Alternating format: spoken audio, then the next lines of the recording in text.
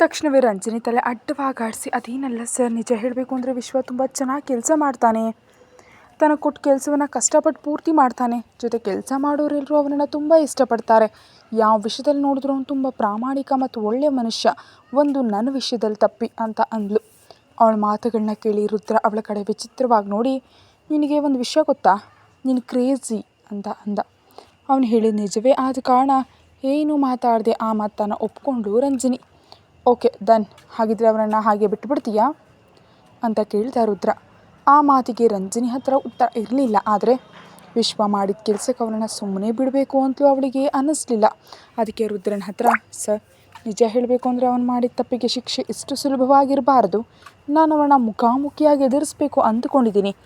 ಖಂಡಿತವಾಗಿ ಅವನಿಗೆ ಯಾವುದೋ ಒಂದು ದಿನ ಸರಿಯಾಗಿ ಉತ್ತರ ಹೇಳ್ತೀನಿ ಅಂತ ಭಾವುಕವಾಗಿ ಹೇಳಿದ್ಲು ರಂಜನಿ. ಆ ಮಾತಿಗೆ ರುದ್ರನ ಕಣ್ಣುಗಳು ಒಂದು ಕ್ಷಣ ರಂಜನಿಯನ್ನು ಸೂಕ್ಷ್ಮವಾಗಿ ಗಮನಿಸಿದವು. ಸ್ವಲ್ಪ ಹೊತ್ತಿನ ನಂತರ ಅವನು, ನೀನವನನ್ನು ಇನ್ನೂ ಪ್ರೀತಿಸ್ತಿದ್ಯಾ ಅಂತ ಕೇಳ್ದ. ಆದರೆ ಆ ಪ್ರಶ್ನೆಗೆ ರಂಜನಿ ಏನು ಉತ್ತರ ಹೇಳೋ ಮೊದಲೇ, ಏನೇ ಇರಲಿ, ನೀನವನ್ನ ಪ್ರೀತಿಸ್ತಿದೆಯೋ ಇಲ್ವೋ ಅನ್ನೋದು ನಿನ್ನ ವೈಯಕ್ತಿಕ ವಿಷಯ. ಇವಾಗ ನೀನು ಹೋಗಬಹುದು ಅಂತ ಗಂಭೀರವಾಗಿ ಅಂದ ರುದ್ರ. ಆ ಮಾತಿಗೆ ರಂಜನಿ ಗೊಂದಲದಿಂದ ನೋಡಿದ್ಲು. 2 ನಿಮಿಷದ ಹಿಂದಿನವರೆಗೂ ಅಷ್ಟು ಕಾಳಜಿಯಿಂದ ಮಾತಾಡಿ ಅಷ್ಟರೇ ಅಷ್ಟು ದೂರ ಇಡ್ತಿರೋ ಅವನ ವರ್ತನೆ ಅವಳಿಗೆ ಅರ್ಥ ಆಗಲಿಲ್ಲ. ಆದರೂ ಏನು ಮಾತಾಡದೆ ತಕ್ಷಣವೇ ಅಲ್ಲಿಂದ ಎದ್ದು ರೂಮ್ ಬಾಗಿಲ ಕಡೆ ನಡೆದ್ಲು. ಸರಿಯಾಗಿ ಅವಳು ಬಾಗಿಲು ತೆರಿತಿರೋ ಸಮಯದಲ್ಲಿ 1 ನಿಮಿಷ ರಂಜನಿ ಅಂದ ರುದ್ರ. ಅದಕ್ಕೆ ಅಲ್ಲೇ ನಿಂತು ಹಿಂದೆ ತಿರುಗಿ ರುದ್ರನ ಕಡೆ ನೋಡಿದಳು ರಂಜನಿ. ನೀನು ನಿಜವಾಗಿಯೂ ಆ ವಿಶ್ವನಿಗೆ ಶಿಕ್ಷೆ ಕೊಡಬೇಕು ಅಂದ್ಕೊಂಡಿದ್ರೆ ನನ್ನ ಹತ್ರ ಒಂದು ಐಡಿಯಾ ಇದೆ ಅಂತ ವಕ್ರವಾಗಿ ನಗ್ತಾ ಅಂದ ರುದ್ರ. ಆ ಮಾತಿನ ಅರ್ಥವಾಗದಂತೆ ನೋಡಿ, ಏನದು ಸರ್ ಕೇಳಿದ್ಲು ರಂಜನಿ. ನಿಜಕ್ಕೆ ಆ ವಿಶ್ವ ನಿನ್ನ ಬಿಟ್ಟು ಬೇರೆ ಹುಡುಗಿನ ಮದುವೆ ಆಗ್ತಿದ್ದಾನೆ ಅಂತ ಕೇಳಲ್ಪಟ್ಟೆ. ಇವಾಗ ನೀನು ಅವನ ಶೈಲಿಯಲ್ಲಿ ಅವನಿಗೆ ಬುದ್ಧಿ ಕಲಿಸ್ಬೇಕು, ಅಂದರೆ ನನಗೆ ಗರ್ಲ್ಫ್ರೆಂಡ್ ಆಗಿರು ಅಂತ ಕೇಳ್ದ. ಆ ಮಾತು ಕೇಳಿದ ಕೂಡಲೇ ಕಣ್ಣು ದೊಡ್ಡದು ಮಾಡಿ ಬಾಯಿ ತೆರೆದು ಅವನನ್ನೇ ನೋಡ್ತಾ ನಿಂತುಬಿಟ್ಲು ರಂಜನಿ. ವಿಶ್ವನಿಗೆ ಬುದ್ಧಿ ಕಲಿಸ್ಬೇಕು ಅಂದರೆ ನೀನು ನನ್ನ ಗರ್ಲ್ಫ್ರೆಂಡ್ ಆಗಿದ್ರೆ ಸಾಕಲ್ವಾ ಅಂತ ಕೇಳಿದ ರುದ್ರ. ಆ ಮಾತಿಗೆ ಶಾಕ್ ಆದ ರಂಜನಿ ಅವನನ್ನೇ ನೋಡ್ತಿದ್ದಾಳೆ. ಏನು ರಂಜನಿ, ಆ ನೋಟ ನನ್ನ ಪ್ಲ್ಯಾನ್ ಇಷ್ಟ ಆಗಲಿಲ್ವಾ ಅಂತ ಕೇಳಿದ ರುದ್ರ. ಆ ಮಾತಿಗೆ ರಂಜನಿ ತಲೆ ಗೊಂದಲದಿಂದ ಆಡಿಸ್ತಾ, ನಾನು ನಿಮ್ಮ ಗರ್ಲ್ಫ್ರೆಂಡ್ ಆಗಿರೋದು ಏನು ಸರ್ ಅಂತ ಕೇಳಿದ್ಲು. ಅವನ ಮುಖದ ಭಾವನೆ ನೋಡ್ತಿದ್ರೆ ಯಾವ ವಿಷಯ ಸೀರಿಯಸ್ ಆಗಿ ಮಾತನಾಡ್ತಿದ್ದಾನೆ, ಯಾವ ವಿಷಯದಲ್ಲಿ ತಮಾಷೆ ಮಾಡ್ತಿದ್ದಾನೆ ಅಂತ ಅವಳಿಗೆ ನಿಜವಾಗ್ಲೂ ಅರ್ಥ ಆಗ್ತಿಲ್ಲ. ಆದರೆ ಇದುವರೆಗೆ ಅವಳನ್ನ ಆಟ ಆಡಿಸ್ತಿದ್ದಾನೆ, ಅವಳು ಕೂಡ ದಡ್ಡರಂತೆ ಅವನ ಆಟಕ್ಕೆ ಬಲಿಯಾಗ್ತಿದ್ದಾಳೆ. ಯಾಕೆ ಹಾಗೆ ನೋಡ್ತಿದ್ಯಾ, ನಾನು ಕೇಳಿದ ಪ್ರಶ್ನೆ ಕೇಳಿ ನೀನು ಖುಷಿಯಿಂದ ಕುಣಿದಾಡ್ತೀಯಾ ಅಂದ್ಕೊಂಡ್ರೆ ಹೀಗಿದೆಯಲ್ಲ ಅಂತ ಹೇಳತ್ಲೆ ಎದ್ದು ಅವಳ ಹತ್ರ ಬಂದ ರುದ್ರ. ಸರ್, ಅದು ನಿಜಕ್ಕೂ ನೀವೇನು ಮಾತಾಡ್ತಿದ್ದೀರಾ ಅಂತ ನಂಗೆ ಸ್ಪಷ್ಟವಾಗಿ ಅರ್ಥ ಆಗ್ತಿಲ್ಲ ಅಂದ್ಲು ರಂಜನಿ. ಅವಳ ಮಾತಿಗೆ ಉತ್ತರ ಕೊಡದೆ, ಅದು ಇರಲಿ, ಒಂದು ವಿಷಯ ಹೇಳು, ನಿನ್ನೆ ಬೆಳಿಗ್ಗೆ ನೀನು ಕರೆಕ್ಟ್ ಟೈಮ್ಗೆ ಆಫೀಸಿಗೆ ಬಂದಿದ್ದ ಇಲ್ಲ ಲೇಟಾಗಿ ಬಂದಿದ್ದ ಅಂತ ಕೇಳಿದ ರುದ್ರ. ಯಾವುದೇ ಸಂಬಂಧವಿಲ್ಲದೆ ಆ ಪ್ರಶ್ನೆ ಕೇಳಿದ್ದಕ್ಕೆ ರಂಜನಿ ಆಶ್ಚರ್ಯದಿಂದ ನೋಡಿ, ಈ ಪ್ರಶ್ನೆ ನನ್ನನ್ನು ಯಾಕೆ ಕೇಳ್ತಿದ್ದಾರೆ, ನಿಜಕ್ಕೂ ಇವನು ಉದ್ದೇಶ ಏನು ಅಂತ ಅಂದ್ಕೊಳ್ಳುತ್ತೆ. ನಾನು ನಿನ್ನೆ ಟೈಮಿಗೆ ಆಫೀಸಿಗೆ ಬಂದೆ ಸರ್, ಯಾಕೆ ಹೀಗೆ ಕೇಳ್ತಿದ್ದೀರಾ ಅಂತ ಕೇಳಿದ್ಲು. ಏನಿಲ್ಲ ಬಿಡು, ನೀನು ನಿನ್ನೆ ಒಂದು ಸಾಹಸ ಮಾಡೋದನ್ನು ನೋಡಿದೆ, ಅದಕ್ಕೆ ಕೇಳಿದೆ ಅಂದ ರುದ್ರ. ಆ ಮಾತಿಗೆ ಒಂದು ಕ್ಷಣ ಯೋಚಿಸ್ತಾ ರಂಜನಿ ತಾನು ಹಿಂದಿನ ದಿನ ಸುರಭಿಯನ್ನು ಕಾಪಾಡಿದ ವಿಷಯ ನೆನಪು ಮಾಡಿಕೊಂಡು, ಓ, ನಾನು ಆ ಹುಡುಗಿಯನ್ನು ಕಾಪಾಡಿದ್ದನ್ನು ನೋಡಿರಬೇಕು ಅಂದ್ಕೊಂಡು ಥ್ಯಾಂಕ್ಸ್ ಸರ್ ಅಂತ ಹೇಳಿದ್ಲು. ನಾನಿನ್ನು ನಿನಗೆ ಯಾವುದೇ ರೀತಿ ಮೆಚ್ಚುಗೆ ಸೂಚಿಸಲಿಲ್ಲ, ಆಗಲೇ ಥ್ಯಾಂಕ್ಸ್ ಹೇಳ್ತಿದ್ಯಾ ಅಂತ ಅವಳ ಕೈ ಹಿಡ್ಕೊಂಡ ರುದ್ರ. ಅವನಾಗಿ ಹಿಡ್ಕೊಂಡಿದ್ದಕ್ಕೆ ರಂಜನಿ ಮಂತ್ರ ಹಾಕ್ತಂತ ಆಗಿ ಬಿಗಿಯಾಗಿ ನಿಂತುಬಿಟ್ಲು. ಆಗ ರುದ್ರ ಅವಳ ಕಣ್ಣುಗಳನ್ನೇ ನೋಡ್ತಾ ತನ್ನ ಕೈಯಲ್ಲಿದ್ದ ಅವಳ ಕೈಯನ್ನು ಮೆಲ್ಲಗೆ ತನ್ನ ತುಟಿಗಳ ಹತ್ರ ತಂದ. ಇನ್ನೊಂದು ಕ್ಷಣದಲ್ಲಿ ಅವನ ತುಟಿಗಳು ಅವಳ ಕೈಯನ್ನು ಮುಟ್ಟಲಿವೆ ಎನ್ನುವಾಗ ಒಂದೇ ಬಾರಿ ಸರ್ ಅಂತ ಕಿರ್ಚಿದ ರಂಜನಿ ಕೈಯನ್ನು ಹಿಂದೆ ಎಳ್ಕೊಂಡು ಕೋಪದಿಂದ ರುದ್ರನ ಕಡೆ ನೋಡಿದ್ಲು. ಯಾಕೆ ಕಿರ್ಚ್ತಿದ್ಯಾ, ಆದರೂ ನಾವಿಬ್ಬರೇ ಒಬ್ಬಂಟಿಯಾಗಿದ್ದಾಗ ನೀನು ನನ್ನನ್ನು ರುದ್ರ ಅಂತ ಕರಿಬಹುದು, ನಾನೇನು ಅಂದ್ಕೊಳ್ಳಲ್ಲ ಅಂತ ಕೂಲಾಗಿ ಹೇಳಿ ಮತ್ತೊಮ್ಮೆ ಅವಳ ಕೈ ಹಿಡ್ಕೊಂಡ ರುದ್ರ. ಅದಕ್ಕೆ ರಂಜನಿ ತಕ್ಷಣ ತನ್ನ ಕೈಯನ್ನು ಹಿಂದೆ ಎಳ್ಕೊಳ್ಳೋದಕ್ಕೆ ಟ್ರೈ ಮಾಡಿದ್ಲು. ಆದರೆ ಅವಳಿಗೆ ಆ ಅವಕಾಶ ಕೊಡದೆ ಗಟ್ಟಿಯಾಗಿ ಹತ್ರ ಎಳ್ಕೊಂಡು, ನೀನು ನನ್ನಿಂದ ತಪ್ಪಿಸ್ಕೊಳ್ಬಲ್ಲೆ ಅಂತ ಅಂದ್ಕೊಂಡಿದ್ಯಾ ಅಂತ ಕೇಳಿದ ರುದ್ರ. ಅದಕ್ಕೆ ಎದರಿ ಹೋದ ರಂಜನಿ ಒಂದೇ ಬಾರಿ ಅವನನ್ನು ತಳ್ಳಿ ಅಲ್ಲಿಂದ ಓಡುತ್ತಾ ಹೊರಗೆ ಹೋಗಲು ಹೋದ್ಲು. ತಕ್ಷಣ ತನ್ನ ಹತ್ರ ಇದ್ದ ರಿಮೋಟ್ ಮೂಲಕ ಬಾಗಿಲುಗಳನ್ನ ಲಾಕ್ ಮಾಡಿದ ರುದ್ರ. ಅದಕ್ಕೆ ರಂಜನಿ ಭಯದಿಂದ ಅವನ ಕಡೆ ತಿರುಗಿ, ಸರ್ ಪ್ಲೀಸ್ ನಾನು ಹೋಗಬೇಕು, ಬಾಗಿಲು ತೆಗೀರಿ ಅಂತ ಕೇಳಿದ್ಲು. ನನ್ನ ಅನುಮತಿ ಇಲ್ಲದೆ ನೀನು ಈ ಕ್ಯಾಬಿನ್ ದಾಟಿ ಹೋಗೋದು ಯಾವುದೇ ಕಾರಣಕ್ಕೂ ಆಗಲ್ಲ. ನನ್ನ ಪರ್ಸ್ನಲ್ ಅಸಿಸ್ಟೆಂಟ್ ಯಾವಾಗಲೂ ನನ್ನ ಜೊತೆಯಲ್ಲಿರಬೇಕು ಅಂತ ನಗ್ತಾ ಹೇಳ್ದ ರುದ್ರ. ನೀವು ಕೆಲಸದ ಬಗ್ಗೆ ಏನು ಹೇಳಿದ್ರು ಮಾಡೋದಕ್ಕೆ ಸಿದ್ಧ ಆಗಿದ್ದೀನಿ ಸರ್, ಆದರೆ ಹೀಗೆ ನಡ್ಕೊಂಡ್ರೆ ನಾನು ನೋಡ್ತಾ ಸುಮ್ಮನಿರಲ್ಲ ಅಂತ ಸ್ವಲ್ಪ ಸೀರಿಯಸ್ ಆಗಿ ಹೇಳಿದ್ಲು ರಂಜನಿ. ಓಹ್ ರಿಯಲಿ? ಓಕೆ, ಹಾಗಿದ್ರೆ ಒಂದು ವಿಷಯ ಹೇಳು, ಆರ್ ಯು ವರ್ಜಿನ್ ಅಂತ ಕೇಳಿದ ರುದ್ರ. ಸಡನ್ನಾಗಿ ಆ ಪ್ರಶ್ನೆ ಕೇಳಿದ ರಂಜನಿಗೆ ವಿಶ್ವನ ಮುಖ ಕಣ್ಣು ಮುಂದೆ ಬಂತು. ಅದಕ್ಕೆ ಅವಳ ಕಣ್ಣು ತುಂಬ ನೀರು ತುಂಬಿಕೊಂಡು, ಸರ್ ನಾನು ವರ್ಜಿನ್ ಆಗಿದ್ದರೆ ನಿಮಗೇನು, ಆಗಿಲ್ಲದಿದ್ದರೆ ನಿಮಗೇನು ಅಂತ ಸ್ವಲ್ಪ ಕೋಪದಿಂದ ಕೇಳಿದ್ಲು. ಯಾಕೆ ನನ್ನ ಮೇಲೆ ಧ್ವನಿ ಹೇರಿಸ್ತಿದ್ಯಾ? ಕೆಲಸದಲ್ಲಿರಬೇಕು ಅಂತ ಇಲ್ವಾ? ಒಂದು ಕಣ್ಣು ಮೇಲ್ ಮಾಡಿ ಸೀರಿಯಸ್ ಆಗಿ ಕೇಳಿದ ರುದ್ರ. ಆ ಮಾತಿಗೆ ಸುಮ್ಮನಾದ ರಂಜನಿ ಕಣ್ಣು ಒರೆಸ್ಕೊಳ್ತಾ, ಸರ್ ಈ ಕೆಲಸದಲ್ಲಿ ನಾನು ಮಾಡಬೇಕಾದ ಕೆಲಸ ಏನು ಅಂತ ಹೇಳ್ತೀರಾ ಅಂತ ಕೇಳಿದ್ಲು. ಅದನ್ನು ಕೇಳಿ ಸಣ್ಣದಾಗಿ ನಕ್ಕ ರುದ್ರ, ನಾನು ಏನು ಹೇಳಿದ್ರು ಅದನ್ನು ಮಾಡೋದೇ ನಿನ್ನ ಕೆಲಸ ಅಂತ ಹೇಳುತ್ತಲೇ ಹೋಗಿ ಪಕ್ಕದ ಟೇಬಲ್ ಮೇಲಿದ್ದ ಗುಂಡು ಸೂಜಿಗಳ ಡಬ್ಬಿ ಓಪನ್ ಮಾಡಿ ಅವಳ ಮುಂದೆ ಕೆಳಗೆ ಸುರಿದು, ನಾನು ಮೀಟಿಂಗ್ಗೆ ಹೋಗ್ತಿದ್ದೀನಿ, ಬರುವಷ್ಟರಲ್ಲಿ ಈ ಸೂಜಿಗಳು ಎಷ್ಟಿವೆ ಅಂತ ಎಣಿಸಿ ಹೇಳು ಅಂತ ಹೇಳಿದ ತಕ್ಷಣ ಅಲ್ಲಿಂದ ಹೊರಟು ಹೋದ. ಅದನ್ನು ಕೇಳಿದ ರಂಜನಿ ಶಾಕ್ನಲ್ಲಿ ಹೋಗ್ತಾ ಇರೋ ಅವನನ್ನೇ ನೋಡ್ತಿದ್ದಂತೆಯೇ ಆ ರೂಮ್ ಬಾಗಿಲು ಮತ್ತೆ ಲಾಕ್ ಆಯಿತು. ನಿಜಕ್ಕೂ ಇವನ ಕ್ಯಾರೆಕ್ಟರ್ ಏನು ಅಂತ ಅರ್ಥ ಆಗ್ತಿಲ್ಲ. ಒಂದು ಕ್ಷಣ ತುಂಬ ಒಳ್ಳೆಯವನಂತೆ, ಇನ್ನೊಂದು ಕ್ಷಣ ರಾಕ್ಷಸನಂತೆ ಕಾಣಿಸ್ತಿದ್ದಾನೆ. ಇವನ ಹತ್ರ ನನ್ನ ಫ್ಯೂಚರ್ ಹೇಗಿರುತ್ತೋ ತಿಳಿತಿಲ್ಲ ಅಂದ್ಕೊಳತ್ಲೇ ಹೋಗಿ ಟೇಬಲ್ ಹತ್ರ ಕೂತು ಸೂಜಿಗಳನ್ನು ಎಣಿಸೋದಕ್ಕೆ ಶುರು ಮಾಡಿದ್ಲು ಸುರಕ್ಷ. ಅರ್ಧ ಗಂಟೆ ಕಳೆಯೋಷ್ಟರಲ್ಲಿ ಎಣಿಸೋದನ್ನು ಮುಗಿಸ್ತಾ ರಂಜನಿ ದೇವರಿಗೆ ಧನ್ಯವಾದ ಹೇಳಿ ಮುಗೀತು ಕಣಪ್ಪ ಅಂದ್ಕೊಂಡು, ಇಷ್ಟಕ್ಕೂ ಸಮಯ ಎಷ್ಟು ಆಯಿತು ಅಂತ ತಿಳಿತಿಲ್ಲ ಅಂದ್ಕೊಳ್ತಾ ತನ್ನ ಮೊಬೈಲ್ನಲ್ಲಿ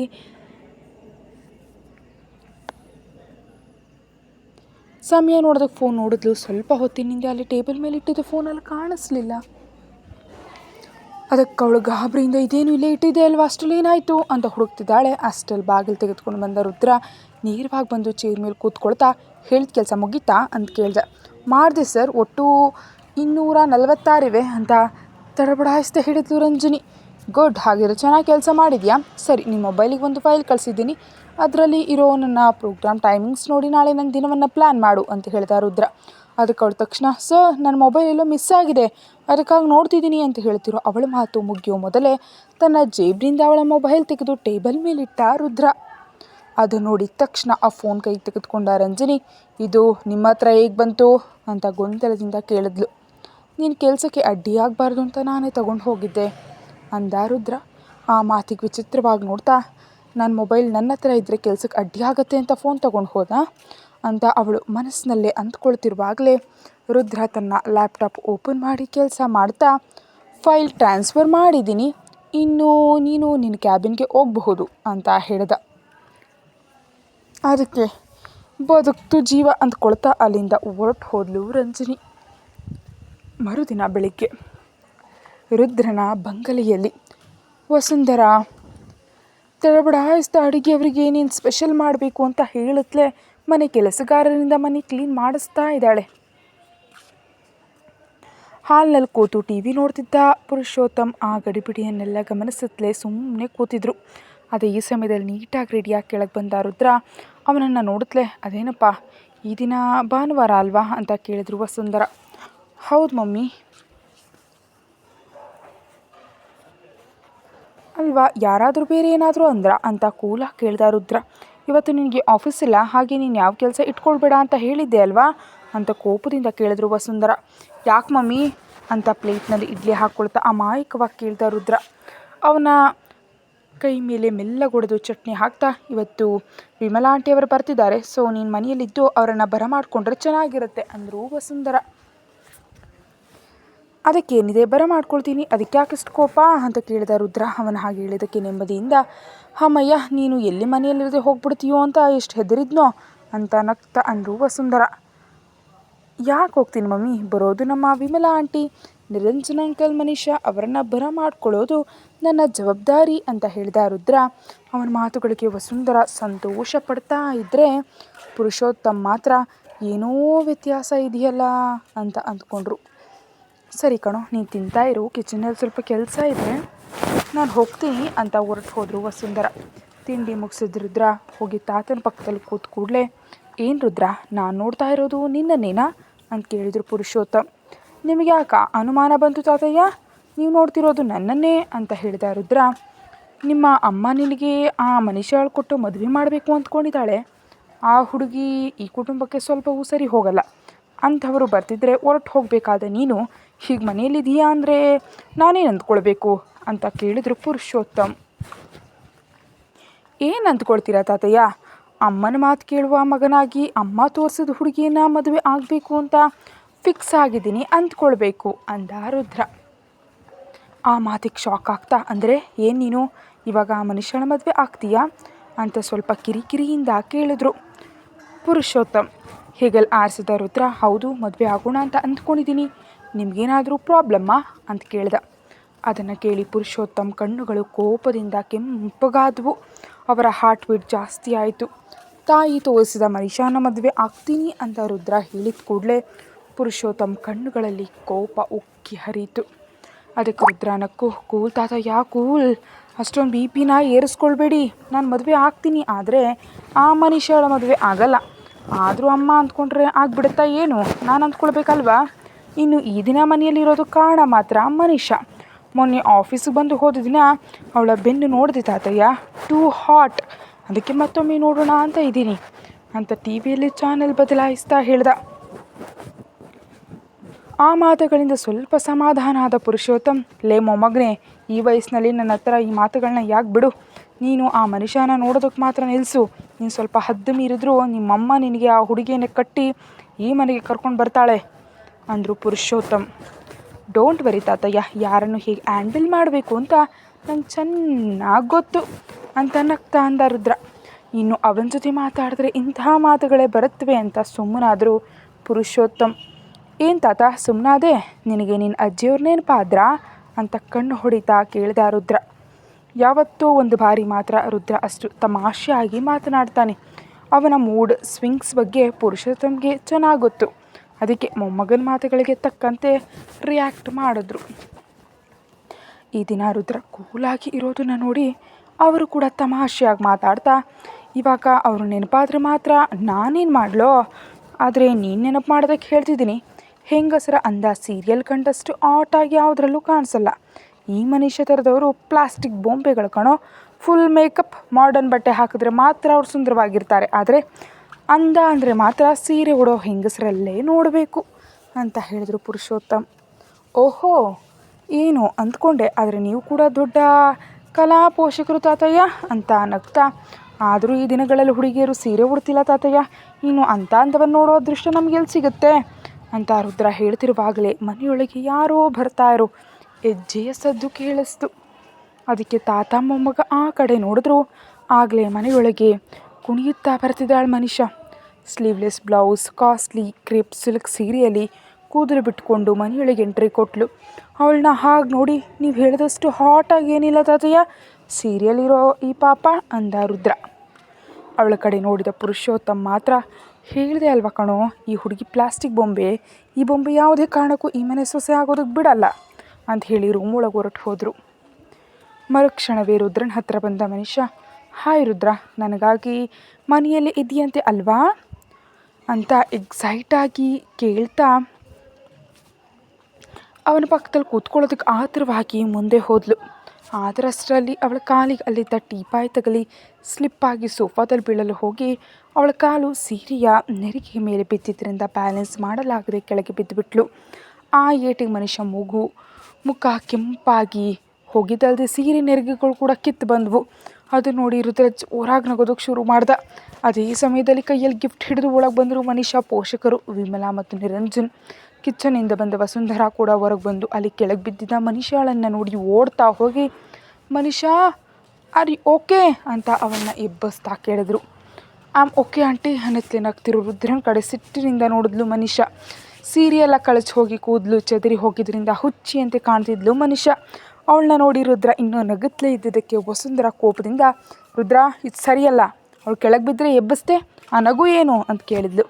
ವಾಟ್ ಇಸ್ ದಿಸ್ ಮಮ್ಮಿ, ಯಾರಾದರೂ ಕೆಳಗೆ ಬಿದ್ದರೆ ಇನ್ನೊಬ್ರು ನಗೋದು ಕಾಮನ್, ಆದರೂ ಈ ಮನುಷ್ಯಕ್ಕೆ ಸೀರೆ ಅಷ್ಟು ಅಗತ್ಯನಾ, ಅದನ್ನು ನಿಭಾಯಿಸಲು ಆಗದೆ ಕೆಳಗೆ ಬಿದ್ದಿದ್ದಾಳೆ ಅವಳಿಗೆ ಕಂಫರ್ಟ್ ಆಗಿರೋ ಬಟ್ಟೆ ಹಾಕ್ಕೊಳ್ಬಹುದಲ್ವಾ, ಯಾಕಿಂತಹ ಎಕ್ಸ್ಪಿರಿಮೆಂಟ್ ಮಾಡಬೇಕು ಅಂದ ರುದ್ರ.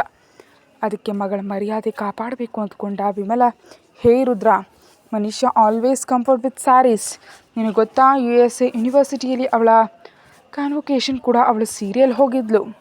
ಅವಳು ವಾರ್ಡ್ರೋಬ್ನಲ್ಲಿ ಒಂದು ಶೆಲ್ಫಲ್ಲಿ ಮಾಡರ್ನ್ ಡ್ರೆಸ್ ಇದ್ದರೆ ಮಿಕ್ಕಿದೆಲ್ಲ ಸೀರೆಗಳೇ ಇರುತ್ತವೆ ಅಂತ ದೊಡ್ಡದಾಗಿ ಹೇಳ್ಕೊಳ್ತಾ ಹೋದ್ಲು. ತಕ್ಷಣ ರುದ್ರ ಅವಳ ಮಾತಿಗೆ ಅಡ್ಡಿಪಡಿಸ್ತಾ, ಇಟ್ಸ್ ಓಕೆ ಆಂಟಿ, ಇವಾಗ ನಿಮ್ಮ ಸೀರೆ ಬಿಸ್ನೆಸ್ ಬಗ್ಗೆ ನನಗೆ ಯಾಕೆ ಬಿಡಿ, ಅವಳಿಗೆ ಬಿಚ್ಚಿ ಹೋದ ಸೀರೆನ ಸರಿಯಾಗಿ ಉಡಿಸಿ ಅಂತ ಅಲ್ಲಿಂದ ರೂಮ್ ಒಳಗೆ ಹೊರಟು ಹೋದ ರುದ್ರ. ಆ ಮಾತುಗಳನ್ನ ಕೇಳಿ ಅಳೋ ಮುಖದಿಂದ ಕೋಪವಾಗಿ ತಾಯಿಯನ್ನು ನೋಡಿದ್ಲು ಮನೀಷಾ. ಮಗನ ವರ್ತನೆ ನೋಡಿ ಇವನಿಗೆ ಯಾವಾಗ ಏನು ಮಾತಾಡಬೇಕು ಅಂತ ತಿಳಿಯಲ್ಲ ಅಂತ ಒಳಗೊಳಗೆ ಬೈದ್ಕೊಳ್ತಾ, ನೀನು ಬಾ ಮನೀಷಾ, ಡ್ರೆಸ್ ಚೇಂಜ್ ಮಾಡ್ಕೊಂತೆ ಅಂತ ಅವಳನ್ನ ಒಳಗೆ ಕರ್ಕೊಂಡು ಹೋದರು ವಸುಂಧರ. ಸ್ವಲ್ಪ ಹೊತ್ತಿನ ನಂತರ ಮಾಡರ್ನ್ ಡ್ರೆಸ್ಗೆ ಚೇಂಜ್ ಆಗೋರಿಗೆ ಬಂದ ಮನುಷ್ಯ ನೇರವಾಗಿ ಹೋಗಿ ರುದ್ರನ ಬಾಗಿಲು ತಟ್ಟಿದ್ಲು. ಬಾಗಿಲು ತೆಗೆದ ರುದ್ರ ಅವಳನ್ನ ನೋಡಿ, ಏನು ಅಂತ ಕೇಳ್ದ. ಆ ಮಾತಿಗೆ ಮನುಷ್ಯ ವಯ್ಯಾರವಾಗಿ ನಗ್ತಾ, shall we go to date ಅಂತ ಕೇಳಿದ್ಲು. ಅವಳನ್ನ ಕೆಳಗಿನಿಂದ ಮೇಲಿನವರೆಗೆ ಒಂದು ಬಾರಿ ನೋಡಿ, ವೈ ನಾಟ್, ಹೋಗೋಣ ಬಾ ಅಂದ. ಅವನ ಬಾಯಿಂದ ಆ ಮಾತು ಊಹಿಸದ ಮನುಷ್ಯ ಒಂದು ಕ್ಷಣ ಶಾಕ್ ಆಗಿ ನೋಡಿ ಅಷ್ಟರಲ್ಲೇ ಸಂತೋಷದಿಂದ ಕುಣಿಯುತ್ತಾ, ಥ್ಯಾಂಕ್ ಯು, ಕಮಾನ್ ಮ್ಯಾನ್ ಅನ್ನುತ್ತಾ ಅವನ ಜೊತೆ ಹೊರಟ್ಲು. ಮತ್ತೊಂದು ಕಡೆ ವೀರ ಬೆಂಗಳೂರಿನಲ್ಲಿ ಮನೆ ತಗೊಂಡು ಅಲ್ಲಿಂದಲೇ ರಂಜನಿಯನ್ನು ಗಮನಿಸಲು ಶುರು ಮಾಡ್ದ. ಆ ದಿನ ಭಾನುವಾರ ಆಗಿದ್ದರಿಂದ ರಂಜನಿ, ಮಾಲತಿ ಇಬ್ಬರು ತರಕಾರಿಯನ್ನು ತೆಗೆದುಕೊಳ್ಳೋದಕ್ಕೆ ಮಾರುಕಟ್ಟೆಗೆ ಹೋಗಿದ್ರು. ಮಾಲತಿ ತರಕಾರಿಗಳನ್ನ ನೋಡಿ ನೋಡಿ ತಗೋತಿದ್ರೆ ಅಸಹನೆಯಿಂದ ಇದ್ದ ರಂಜನಿ, ಅಮ್ಮ ಬೇಗ ಹೋಗೋಣ ಅಂತ ಗಲಾಟೆ ಮಾಡ್ತಿದ್ದಕ್ಕೆ, ನೋಡಿ ರಂಜನಿ, ನನಗೆ ನಿಮ್ಮ ತರಹ ಎಷ್ಟು ರೇಟ್ ಹೇಳಿದ್ರೆ ಅಷ್ಟು ರೇಟಿಗೆ ಕೊಳ್ಳೋ ಅಭ್ಯಾಸ ಇಲ್ಲ. ನನ್ನ ಪ್ರಶಾಂತವಾಗಿ ನೋಡಿ ತೊಗೊಳೋದಕ್ಕೆ ಬಿಡು, ಬೇಕಿದ್ರೆ ನೀನು ಹೋಗಿ ಅಲ್ಲಿದ್ದ ಕೆಫೆಯಲ್ಲಿ ಕೂತ್ಕೋ, ನನ್ನ ಕೆಲಸ ಮುಗಿದ್ಮೇಲೆ ಕರಿತೀನಿ ಅಂತ ರೇಗದ್ಲು. ಸರಿ ಬೇಗ ಮುಗಿಸು ಅಂತ ಪಕ್ಕದಲ್ಲಿದ್ದ ಕೆಫೆಯಲ್ಲಿ ಕೂತು ಕಾಫಿ ಆರ್ಡರ್ ಮಾಡಿ ಫೋನ್ ನೋಡಲು ಶುರು ಮಾಡಿದ್ಲು ರಂಜನಿ. ಮಾಲತಿ ಜಾಗರೂಕತೆಯಿಂದ ಒಬ್ಬೊಬ್ಬರ ಹತ್ರ ಒಂದೊಂದು ತರಕಾರಿ ಕೊಳ್ತಾ ಮುಂದೆ ಹೋದ್ಲು. ಸ್ವಲ್ಪ ಹೊತ್ತಿಗೆ ಅವಳ ಕೈಯಲ್ಲಿದ್ದ ತರಕಾರಿ ಚೀಲ ಭಾರ ಅನಿಸಿದ್ರಿಂದ ಅದನ್ನು ಹಿಡಿಯಲು ಕಷ್ಟಪಡ್ತಿದ್ದಾಳೆ ಮಾಲತಿ. ಅಷ್ಟರಲ್ಲಿ, ಅಕ್ಕ ನಾನು ಸಹಾಯ ಮಾಡಲಾ ಅನ್ನುತ್ತಾ ಕೈ ಮುಂದೆ ಚಾಚಿದ ವೀರ. ಅವನ ಸಹಾಯ ಮಾಡೋ ಗುಣಕ್ಕೆ ಮೆಚ್ಚಿ ಸಣ್ಣದಾಗಿ ನಕ್ಕ ಮಾಲತಿ, ಪರವಾಗಿಲ್ಲಪ್ಪ ನಾನು ನೋಡ್ಕೊಳ್ತೀನಿ ಅಂದ್ಲು. ಅಯ್ಯೋ, ನಿಮ್ಮನ್ನು ನೋಡ್ತಿದ್ರೆ ನಮ್ಮ ಸ್ವಂತ ಅಕ್ಕನ ಥರ ಇದ್ದೀರಾ, ನನ್ನ ಮಾತು ಕೇಳಿ, ನೀವು ಇಷ್ಟು ಭಾರ ಹೊರೋದಕ್ಕಾಗಲ್ಲ ಅನ್ನುತ್ತಾ ಸಲಿಗೆಯಿಂದ ಅವಳ ಕೈಯಲ್ಲಿದ್ದ ಚೀಲ ತೊಗೊಂಡ ವೀರ. ಆದರೂ ಇಷ್ಟು ಬಿಸಿನಲ್ಲಿ ನೀವು ಒಬ್ಬರೇ ಯಾಕೆ ಬಂದಿದ್ದೀರಕ್ಕ, ನಿಮ್ಮವ್ರ ಜೊತೆ ಬರಬಹುದಿತ್ತಲ್ವಾ ಅಂತ ಕೇಳ್ದ. ನನ್ನ ಜೊತೆ ನನ್ನ ಮಗಳು ಬಂದಿದ್ದಾಳೆ ಕಣಪ್ಪ, ಲೇಟ್ ಆಗುತ್ತೆ ಅಂತ ಕೆಫೆಯಲ್ಲಿ ಕೂತಿದ್ದಾಳೆ ಅಂತ ಹೇಳಿದ ಮಾಲತಿ. ನಿಮ್ಮ ಹೆಸರೇನಪ್ಪ ಅಂತ ಕೇಳಿದ್ಲು. ನನ್ನನ್ನು ವೀರ ಅಂತ ಕರೀತಾರಕ್ಕ, ಆದರೂ ನಾನು ನಿಮ್ಮನ್ನು ಅಕ್ಕ ಅಂತ ಕರಿತಿದ್ರೆ ನೀವೇನು ಗೌರವ ಕೊಡ್ತಾ ಬೇರೆ ಮಾತಾಡ್ತಿದ್ದೀರಾ ಅಂತ ಕೇಳ್ದ ವೀರ. ಆ ಮಾತಿಗೆ ಸಣ್ಣದಾಗಿ ನಕ್ಕ ಮಾಲತಿ ಹೆಜ್ಜೆ ಹಾಕ್ತಾ, ವೀರ ತುಂಬ ಚೆನ್ನಾಗಿದೆ ಹೆಸರು, ಏನು ಮಾಡ್ತಿದ್ಯಾ ಅಂತ ಕೇಳಿದ್ರು. ಅವಳ ಜೊತೆ ನಡೀತಾ, ನಾನು ಬಡ್ಡಿ ವ್ಯವಹಾರ ಮಾಡ್ತೀನಕ್ಕ, ಅಂದಹಾಗೆ ನೀವೇನು ಮಾಡ್ತೀರಾ, ನಿಮ್ಮ ಮಗಳು ಏನು ಓದ್ತಿದ್ದಾಳೆ ಅಂತ ಏನೂ ತಿಳಿದಂತೆ ಕೇಳ್ದ. ನನ್ನ ಮಗಳು ಓದ್ತಿಲ್ಲ, ಕೆಲಸ ಮಾಡ್ತಿದ್ದಾಳೆ, ನಾನಿವಾಗ ಮನೆಯಲ್ಲೇ ಇರ್ತೀನಿ, ನನ್ನ ಮಗಳ ಬಗ್ಗೆ ಅಂತ ಹೇಳ್ತಿಲ್ಲ, ಆದರೆ ಅವಳೇ ಎಲ್ಲವನ್ನ ನೋಡ್ಕೊಳ್ತಾಳೆ ಅಂತ ಹೇಳಿದ್ಲು ಮಾಲತಿ. ಈ ಬಿಸಿಲಿನಲ್ಲಿ ತರಕಾರಿ ಕೊಳ್ತಿರೋ ನಿಮ್ಮನ್ನು ಇಲ್ಲೇ ಬಿಟ್ಟು ಅವಳು ನಿಮಗೆ ಎಷ್ಟು ಸಹಾಯ ಮಾಡ್ತಿದ್ದಾಳೆ ಅಂತ ಗೊತ್ತಾಗ್ತಿದೆ, ಮಗಳ ಬಗ್ಗೆ ಚೆನ್ನಾಗಿ ಸಪೋರ್ಟ್ ಮಾಡ್ತಿದ್ದೀರಾ ಅಂದ ವೀರ. ಅದರಲ್ಲಿ ಅವಳ ತಪ್ಪೇನಿಲ್ಲ, ನಾನು ಹೋಗಿ ಕೆಫೆಯಲ್ಲಿ ಕೂತ್ಕೋ ಅಂತ ಹೇಳಿದೆ ಅಂತ ನಗ್ತಾ ಅಂದ್ಲು ಮಾಲತಿ. ಒಟ್ಟಿನಲ್ಲಿ ಮಗಳ ಮೇಲೆ ಒಂದು ಮಾತು ಕೂಡ ಬಿಡೋದಕ್ಕೆ ಬಿಡ್ತಿಲ್ಲ ಅಂತ ನಗ್ತಾ ಹೇಳಿದ್ರು ವೀರ. ಇಬ್ಬರು ಹಾಗೆ ಮಾತಾಡ್ತಾ ಕೆಫೆ ಹತ್ರ ಬರೋಷ್ಟರಲ್ಲಿ ಆಗಲೇ ಕೆಫೆಯಿಂದ ಹೊರಗೆ ಬಂದ ರಂಜನಿ ತಾಯಿಯ ಪಕ್ಕದಲ್ಲಿದ್ದ ವೀರಣ್ಣನ ನೋಡಿ ಶಾಕ್ ಆಗಿ ಹಾರಿದ್ಲು. ಅದೇ ಸಮಯದಲ್ಲಿ ಅವಳನ್ನ ನೋಡಿದ ವೀರ ಕೆಟ್ಟದಾಗಿ ನಗ್ತಾ ಮಾಲತಿಯ ಹಿಂದೆ ನಡೀತಾ ಅವಳ ಹತ್ರ ಬಂದ. ಮಗಳನ್ನ ನೋಡಿ, ರಂಜನಿ, ಈ ಹುಡುಗನ ಹೆಸರು ವೀರ, ಇವಾಗಲೇ ಪರಿಚಯ ಆದ, ತರಕಾರಿ ತೆಗೆದುಕೊಳ್ಳೋದಕ್ಕೆ ಸಹಾಯ ಮಾಡ್ದ, ಒಳ್ಳೆ ಹುಡುಗ ಅಂದ್ಲು ಮಾಲತಿ. ಈ ಹುಡುಗಿ ನಿಮ್ಮ ಮಗಳ ಅಕ್ಕ, ನಿಜಕ್ಕೂ ನಂಬೋದಕ್ಕಾಗ್ತಿಲ್ಲ, ನೀವು ಇವಳಿಗೆ ಅಕ್ಕನ ಥರ ಇದ್ದೀರಿ, ಹೊರಗೆ ಯಾರಿಗಾದರೂ ಹೇಳಿದರೆ ಖಂಡಿತ ನಿಮ್ಮನ್ನು ಸಂತೂರ್ ಮಮ್ಮಿ ಅಂದ್ಕೊಳ್ತಾರೆ ಅಂತ ನಗ್ತಾ ಅಂದ ವೀರ. ಅವನ ಮಾತುಗಳಿಗೆ ಮಾಲತಿ ಸ್ವಲ್ಪ ನಾಚಿಕೆ ಪಟ್ಲು. ಅದೆಲ್ಲ ನೋಡ್ತಿದ್ದ ರಂಜನಿಗೆ ಮೈ ಉರಿತಿದ್ರೆ, ಇನ್ನು ಹೋಗೋಣಮ್ಮ ಅಂತ ಹಲ್ಲು ಕಡಿತಾ ಅಂದ್ಲು. ಹ್ಞೂ ಸರಿ ಅಂತ ಹೇಳಿ ವೀರನ ಕಡೆ ತಿರುಗಿ, ನಾವು ಇಲ್ಲಿ ಹತ್ರದಲ್ಲಿರ್ತೀವಿ ಕಣಪ್ಪ, ಹಿಂಗೆ ಸಮಯ ಇದ್ದಾಗ ಬಂದು ಹೋಗು ಅಂತ ಅಡ್ರೆಸ್ ಹೇಳಿದ್ಲು ಮಾಲತಿ. ಅದಕ್ಕೆ ರಂಜನಿ ಕೋಪದಿಂದ, ಮೊದಲು ನೀನು ಬಾಮ್ಮ ಅಂತ ಅವಳ ಕೈ ಹಿಡಿದು ಬಲವಂತವಾಗಿ ಸ್ವಲ್ಪ ದೂರ ಎಳ್ಕೊಂಡು ಹೋಗಿ, ಅಮ್ಮ ಏನಿದು, ಅವನಿಗೆ ಯಾಕೆ ನಮ್ಮ ಅಡ್ರೆಸ್ ಕೊಟ್ಟೆ ಅಂತ ಸ್ವಲ್ಪ ಕಿರಿಕಿರಿಯಿಂದ ಕೇಳಿದ್ಲು. ಹುಡುಗ ನೋಡೋದಕ್ಕೆ ಹೊರಟಾಕೊಂಡ್ರು. ಒಳ್ಳೆ ಒಂಥರ ಇದ್ದಾನೆ ರಂಜನಿ, ಅಡ್ರೆಸ್ ಕೊಟ್ಟ ತಕ್ಷಣ ಏನಾಗಲ್ಲ ಬಿಡು ಅಂದ್ಲು ಮಾಲತಿ. ಒಳ್ಳೆಯವನ ಕದೀಮ ಅವನ ಬಗ್ಗೆ ನನಗಿಂತ ಚೆನ್ನಾಗಿ ಯಾರಿಗೆ ಗೊತ್ತು ಅಂತ ಮನಸ್ಸಿನಲ್ಲಿ ಬೈದ್ಕೊಂಡ ರಂಜನಿ. ಯಾರು ಚೆನ್ನಾಗಿ ಮಾತಾಡಿದ್ರು ಅವರೆಲ್ಲರನ್ನ ನಂಬಿದರೆ ಹೇಗಮ್ಮ ಅಂತ ಹೇಳಿ ಹಿಂದೆ ತಿರುಗಿ ನೋಡಿದ್ಲು. ಅಲ್ಲಿವರೆಗೆ ಅವರನ್ನೇ ನೋಡ್ತಿದ್ದ ವೀರ ಕಣ್ಣು ಹೊಡೆದು ಕಿಸ್ ಕೊಟ್ಟಂತೆ ತುಟಿಗಳನ್ನ ಆಡಿಸ್ದ. ಅದಕ್ಕೆ ಅಸಹನೆಯಿಂದ ತಿರುಗಿದ ರಂಜನಿ, ಇವನಿಲ್ಲಿ ಯಾಕೆ ಬಂದಿದ್ದಾನೆ? ನನಗಾಗಿಯೇ ಬಂದಿದ್ದಾನಾ? ನನಗಾಗಿ ಬಂದರೆ ಇವನನ್ನು ಎದುರಿಸೋದು ಹೇಗೆ? ಅಬ್ಬಾ, ಇವನ್ ಟಾರ್ಚರ್ ನನಗೆ ಮತ್ತೆ ಬೇಡವೇ ಬೇಡ. ನಿಜಕ್ಕೂ ಆರುದ್ರ, ವಿಶ್ವನಿಂದ ಸಾಯ್ತಿದ್ದೀನಿ ದೇವ್ರೆ, ಇವನಿಂದ ನನ್ನ ಕಾಪಾಡೋ ಏಕೈಕ ವ್ಯಕ್ತಿ ನೀನೇ. ನಿನ್ನ ರೂಪದಲ್ಲಿ ಯಾರನ್ನಾದರೂ ನನಗೆ ಕಳಿಸು ಸ್ವಾಮಿ ಅಂತ ಮನಸ್ಸಿನಲ್ಲಿ ಅಂದ್ಕೊಳ್ತಿರುವಾಗಲೇ ಅಷ್ಟರಲ್ಲೇ ಅಲ್ಲಿಗೆ ಒಂದು ಸ್ಪೋರ್ಟ್ಸ್ ಕಾರ್ ಬಂದು ನಿಂತಿತು. ಕತೆ ಮುಂದುವರಿಯುತ್ತೆ. ಹೆಚ್ಚಿನ ವೀಡಿಯೋಗಾಗಿ ಚಾನಲ್ಗೆ ಸಬ್ಸ್ಕ್ರೈಬ್ ಮಾಡಿ ಮತ್ತು ವಿಡಿಯೋವನ್ನು ಮೊದಲೇ ನೋಡಲು ಚಾನಲ್ಗೆ ಮೆಂಬರ್ಶಿಪ್ ತಗೊಳ್ಳಿ. Thank you.